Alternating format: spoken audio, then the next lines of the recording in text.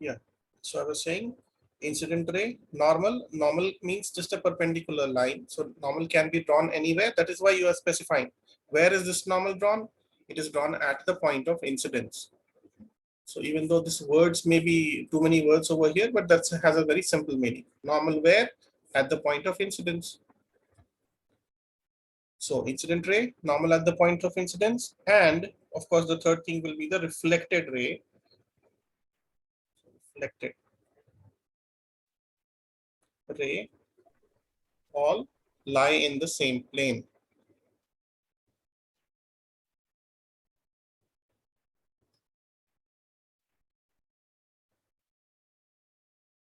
Okay. So these laws of reflection are followed not only by plane mirrors, but also by spherical mirrors. So that is what I said yesterday, that we will talk about spherical mirrors. Why are we calling sphere? Where is the sphere coming into this? Anybody knows? Why are we calling them spherical mirrors? Anybody has any idea? Because of the shape? Yes, of course, the shape. But the mirror, will it be like a sphere? Is it completely like a sphere? Hemisphere? Hemisphere, okay. Let's see, we are very close. That's good. Apart from the sphere. Yes, it's apart from a sphere. It's cut out from a sphere.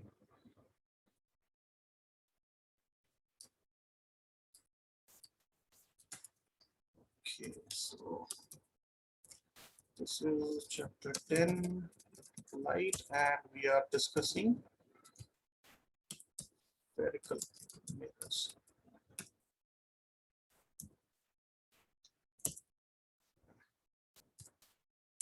Okay.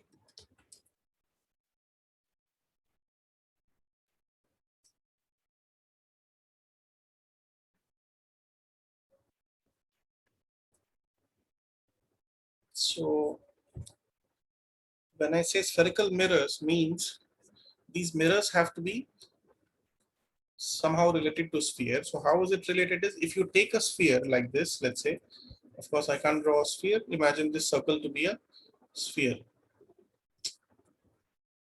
I'm trying to draw a circle and I'm drawing egg.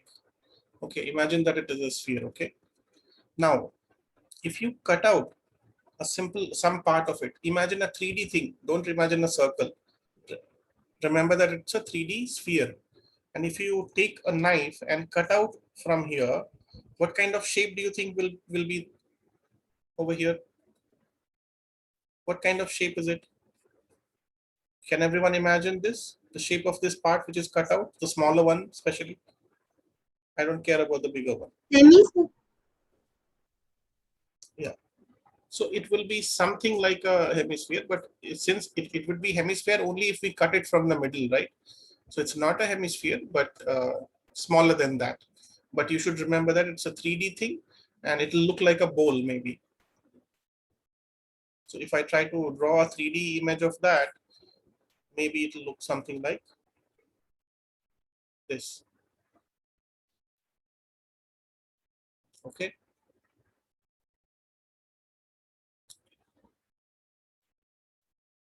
Not easy to draw 3D figure. Everyone understands that, right? It will be like a bowl. Okay, now you have two options. When you have a bowl and you want to make it into a mirror, either you color this side or you color the other side. Depending on which side you color, if you color this inner side, let's say, and this outer surface is shiny, so that light can come and get reflected from this side. And if you color the back side, means there is no reflection from the left side. Okay.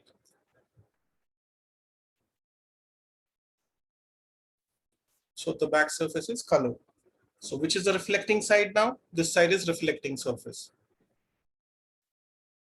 So if you want to look at your face, where will you look from?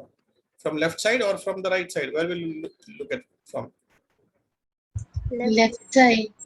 Okay, that's good. Everyone understands that. But as you can understand, we will not be able to draw this 3D figure. So in simple, how do we draw this figure? There are two ways to draw. When you have covered the colored the back side, you draw like this. What does it mean? You colored the inner part of the bowl, and the outer bulged part, this is your reflecting surface. Okay. Now, other way around, if you had colored the bulged out outer surface and you left the inner part shiny, that would have what it looked like, something like this. So the outer part is colored and the inner part is shiny. This one is shiny. So based on which side you have colored, it has a name. So I think some of you were already there when I taught all this. So remember, what is this? What kind of mirror is this? Convex, sir. Yes, it is a convex mirror. And if this one is convex, what will be this one, of course? Concave, sir. Concave mirror. See, when I studied this for the first time, I always used to get confused which one is concave, which one is convex. So for that, I use a simple idea that if it is something is concave, I use the word cave to remember it. If it is a cave, I can go inside it from the shiny side. Okay, that is how I used to remember it, concave. And the other one, of course, will be convex. You can't go inside over here, no, it's like bulged out. So if that helps, use that analogy to remember your concave and convex mirrors. Now everybody understands that how it is part of a sphere. Why they're calling it as a spherical mirror? Because it is cut out from a sphere. And normally, generally, it will be a small part. It won't be a very big chunk out of a sphere. Okay, it will be a very small part out of a big sphere.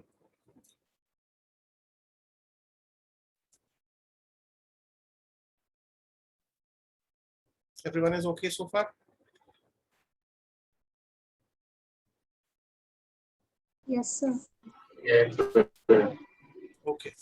Now let's try to understand some terminologies related to these spheres, spherical mirrors, I mean. So we'll take them one by one. Yes, let's take them one by one. So just now I told you that if it is a spherical mirror, means they are part of a sphere. Let's take convex first, okay? Convex mirror.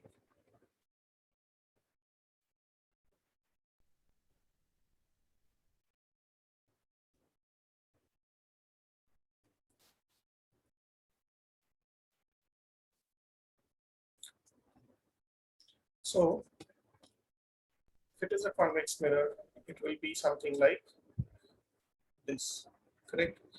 The inner part, inner surface will be colored.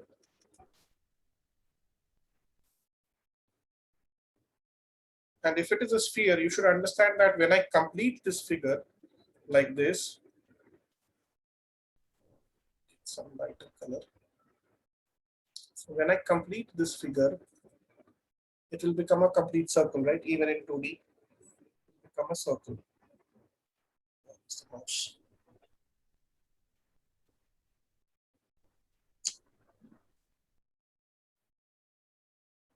So imagine that this green thing which I have drawn here, this was the full sphere.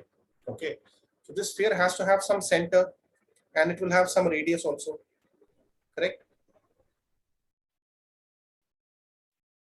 So this center of the sphere from which this convex mirror was cut out, it is called, it has a name. Anyone remembers what is the name of this center? Center of curvature, sir. Yes, center of curvature. Very good. And of course, the radius related to this, what will it be called? Is there any surprise? It's called? Focal length. No, radius of curvature. The radius from here to here, the full thing.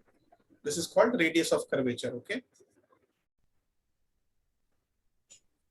So now let's lose the sphere from there and just remember the center of curvature and radius of curvature.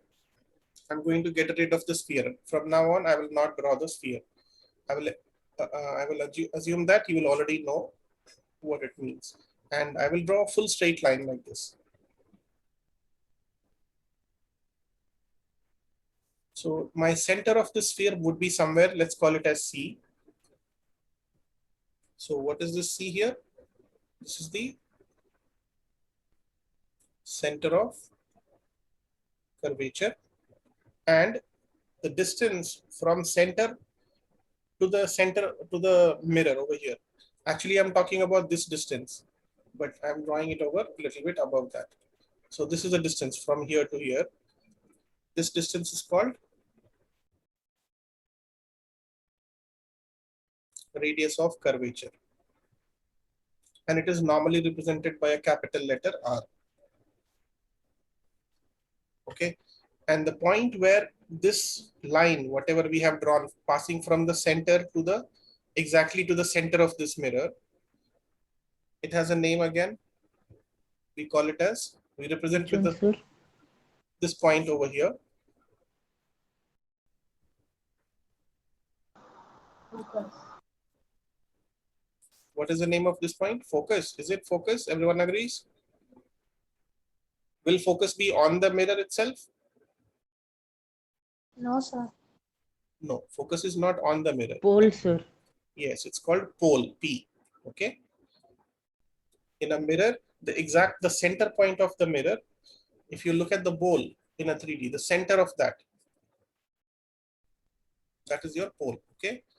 From this pole only, your radius of curvature is going to the center of curvature.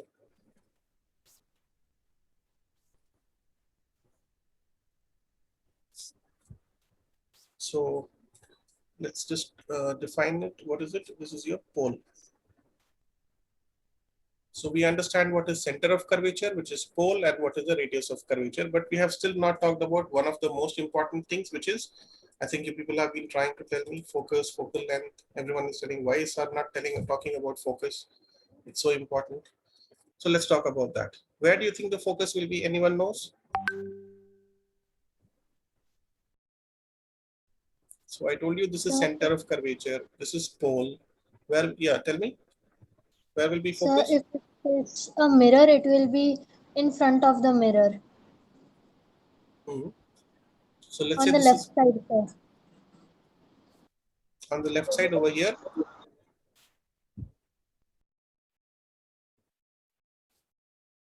Okay, it's not true. Okay, for this convex mirror, it will not be on the left hand side. Okay, so focus is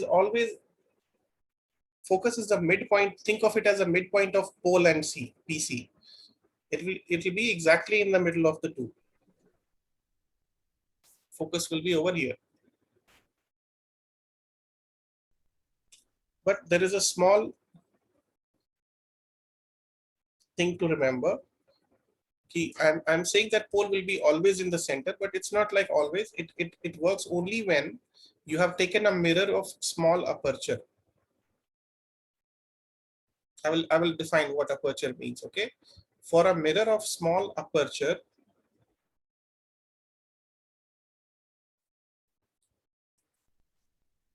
okay, I wrote it as F. It should be Sir, height of the mirror, sir. Aperture. yes. Aperture you can think of this height, which you call it as, actually it's the diameter of the bowl.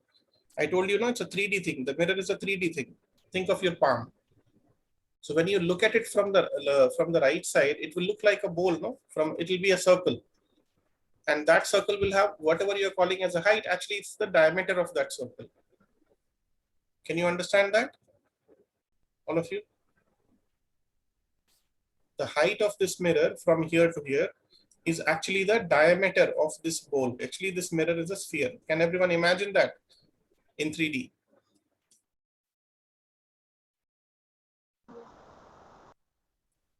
So, but this is not hemisphere. See, hemisphere, it would have been a hemisphere if you had cut out the sphere exactly from the center, no? If you cut it from the center, then it will be, you would have taken the full hemisphere. Okay, that is also possible. It would be a mirror, but it will not be a small aperture mirror. Because if you take the hemisphere, means you are taking a very big aperture. It is equal to the diameter of the full sphere itself. Okay, aperture will be the full height from here to here. That is why I'm telling, cut out a small part, not even this big maybe. Just cut out a small part of the sphere. Let's say maybe only this big. Okay, rest of the things still they're in the bigger sphere.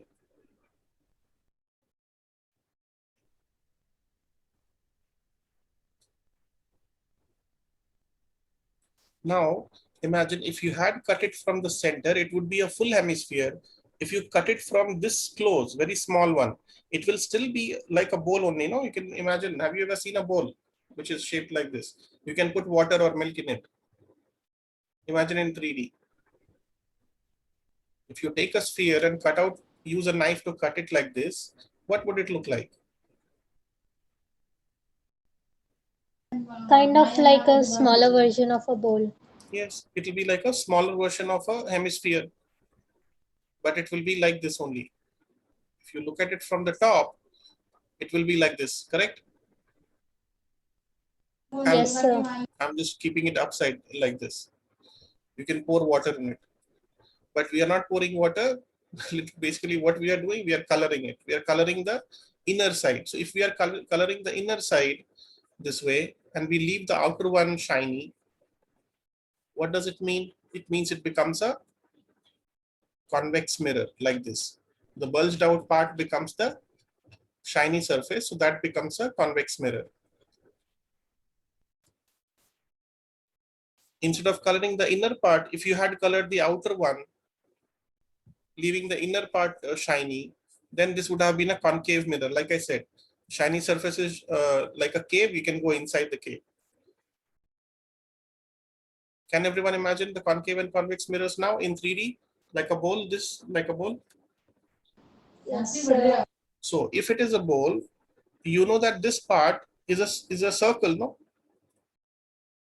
I have drawn it like oval shape, but you can imagine this is, I have drawn a 3D on a 2D piece. That's why it looks like this. But actually it is a circle, full circle, complete circle. And the diameter of this circle, that is what is the aperture. If you put it upside down, it will be this height from here to here. What you thought of as a height is actually the diameter of that bowl from here to here. This is what is called the aperture. And it's the diameter. Remember, not the diameter of the sphere. It's the diameter of the cutout mirror.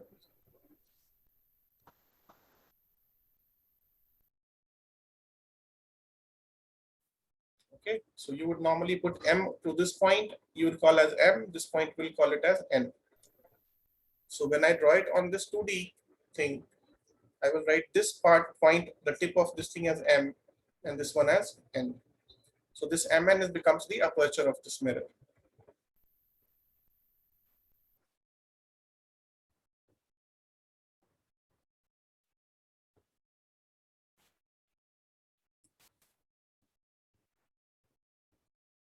So if the aperture is small, that means if your sphere is very big and you have cut out a small part only, then in that case, for this mirror, what happens?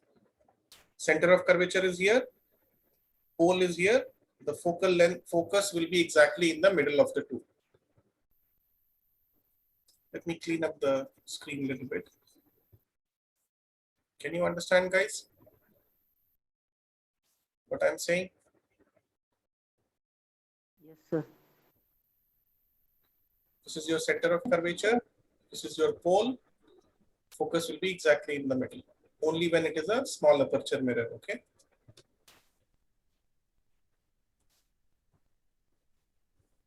Okay, so all this we have been drawing on a line. What is this line called?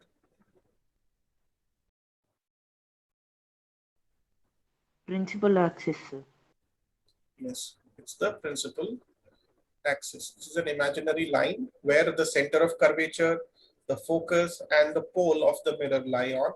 All these things lie on the principal axis. And this focus is sometimes also called a principal focus, okay? So don't get confused if you see the word principal focus.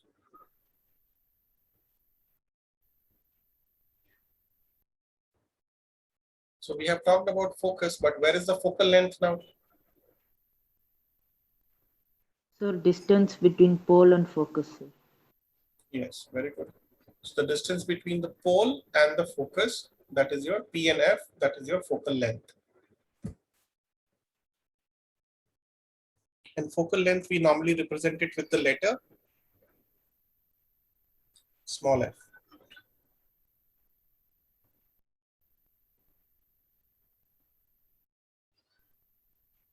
So this distance from here to here, that is your f.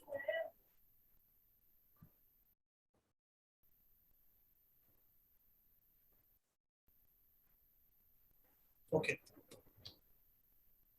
So again, very quickly, I'll draw.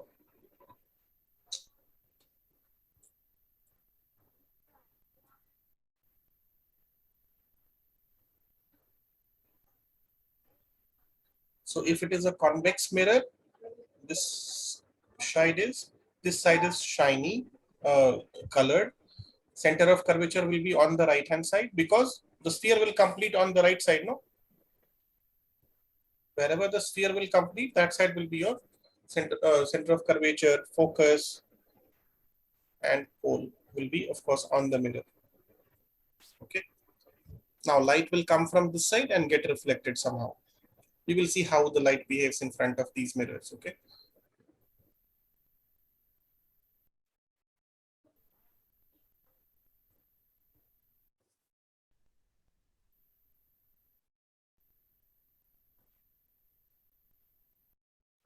Okay. So the thing to remember over here is for a convex mirror, what will happen? Or any mirror for that matter, focus is in between the pole and the center of curvature. And where is Mn? M is here, N is here. So let me just write down those names. Other than principal axis, this is principal axis. So what is C? Center of curvature. F is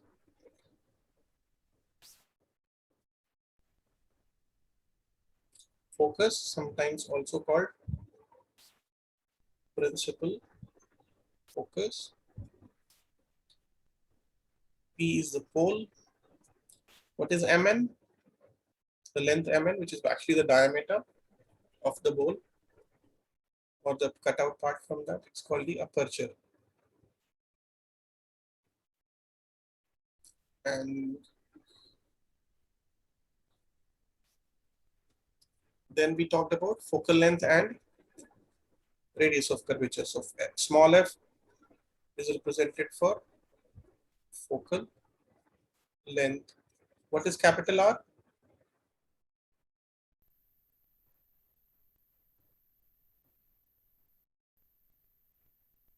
Radius of curvature. Okay. So this distance from here to here, this is your focal length. This is your R. Can anyone tell me what is the relation between F and R? Double of focal length is equal to radius of curvature. Yes, very good. So we know that R will be always 2 times of focal length, which you can also write it as F is equal to R by 2. Focal length is half of the radius of curvature.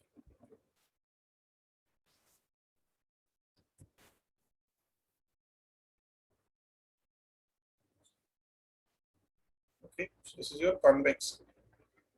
What about concave? Similar things will be there, but let's see how they will look.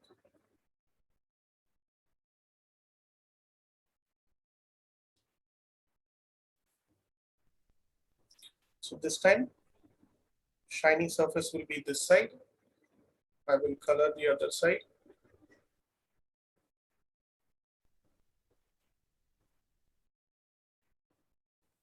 Let's draw the principal axis.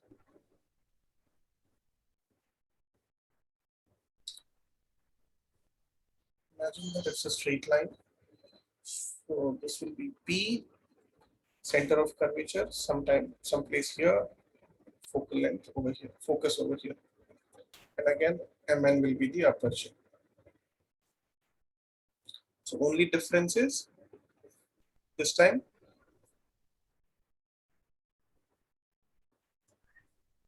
the focal length is on the left hand side. This is your F, and from here to here it will be your radius of curvature.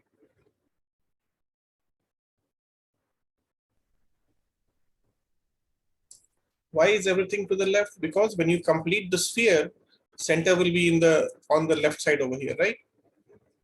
Can everyone understand why for a convex mirror it was on the right side and why for a concave mirror it is on the left side?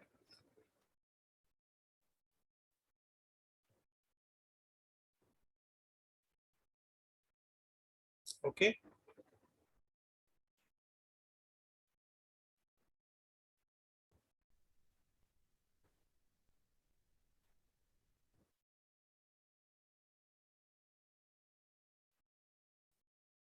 Fine. So let's go a step further. Sir, once again, can you say what is the TM name, sir? Mn is the aperture. Okay.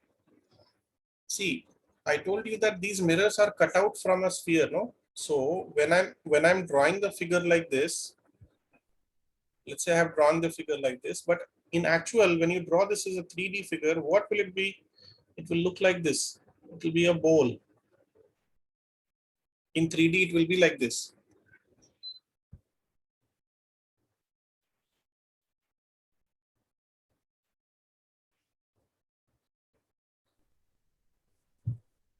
Correct? And when you look at it from this side, it will actually be a circle. Even from this side, it looks like a circle. Have you ever seen a bowl which is like this? Yes, sir. So when you look at the bowl from top, it will look like a circle only, no? Yes, sir. And that circle has a diameter. So that diameter from here to here, this is the diameter. This is what we are calling as Mn, the aperture.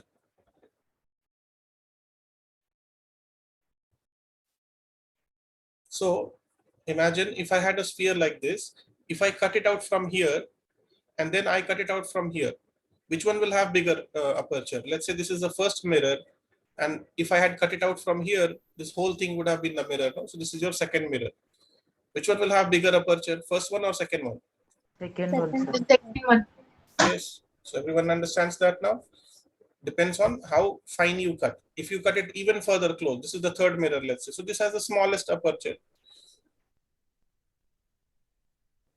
The diameter of this thing will be the smallest, and diameter of this thing will be the biggest. Okay. Yes, sir.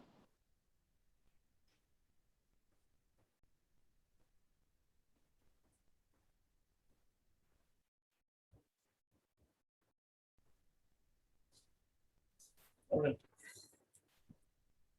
So I will leave that over there itself. When you make note of this in your note, just maybe try to draw it neatly as much as you can.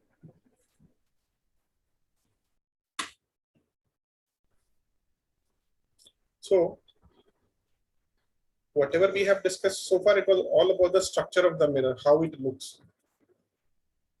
What are the things it has, like principal axis, pole, focus, center of curvature, all those things. It was about the structure of the mirror. Still, we have not talked about light, how light behaves in front of these mirrors, right? So we will start doing that from the next class. But before we finish the class, let's go to the NCRT book once. And let me show you what we have studied based on your NCRT book.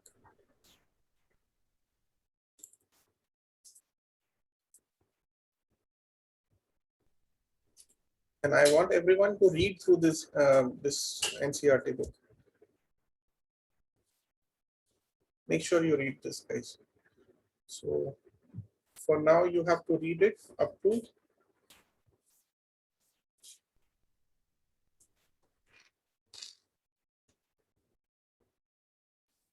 this activity 10.2. So in your home, everyone will read above this one after this part. How many pages is that? Barely 2.5 pages, right? So will you be able to read it by tomorrow, or you need Yes, more sir. time? Yes, sir. Okay, so when you read through, make sure that now you have got some idea, right? So you will understand which is important. So whatever you feel important, underline that part. And if there is something which you don't understand, even if there is a single sentence or a single word which you don't understand, you have to mark it and ask me in the next class, okay? There should be nothing in the NCRT book which you don't understand. So you'll ask me in the next few classes. All right, so that's it from my side. Anyone has any questions? Anything about light or whatever? Previous chapter also, whatever you were studying. Anything from your school? Any questions?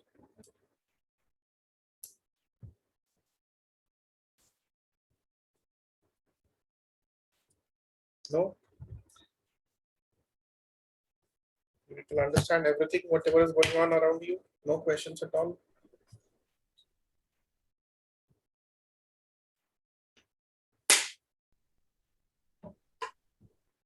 Excellent. Fine. So, but make sure you read through all that, okay? Don't even leave this part also. The colored thing, whatever you see, no, this also you have to read everything. And ask me doubts in the next class. Okay, and one more thing, I have asked you people to work on the question answers. Did you people get any closer to that? Chemical reactions and equations. Are you done with the? Sir, by reactor. Who all are done with the first set of questions? I completed.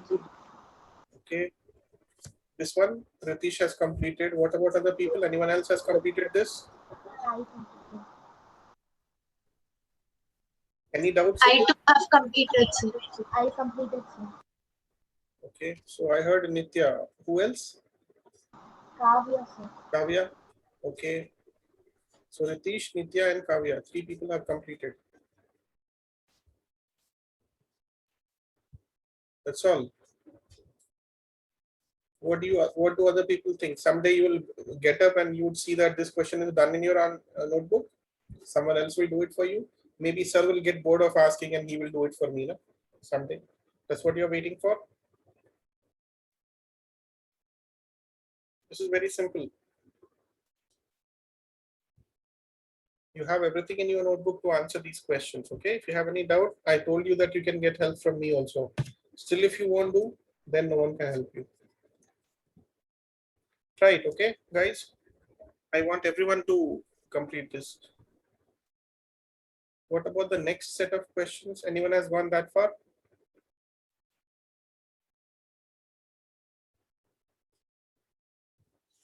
Sir, I completed first one, sir. First one only, right? Okay, that's okay. So this one In also. second, I completed first subdivision, sir. Okay, this whole thing. Yes, sir. Okay. So you have trouble with, you need help with this one? Yes, sir. Okay. That's okay. We'll do that. We'll take it up in the next class. So why is the amount of gas collected in one of the test tubes is in activity 1.7, double the amount collected in the other one. So yeah, we'll go through that in the next class. Okay. Remind me. Okay, sir. So if you don't know the answer of something, you leave space for that and move on. Don't continue further and try to make sure that you complete the remaining questions. So here you have another set of 3 questions which you can very easily answer. This is related to displacement reaction, oxidation reaction. These things you should be able to do it quickly. Try to complete that. Then all of you will go through this also, what you have learned. Each and every point you should know what's going on, and then get to the exercise also. All right, try to get it done as soon as possible, guys. Okay. If you keep postponing it, you will never be able to complete. All right, then. That's it from my side. See you all tomorrow then. Okay. Thank you, sir.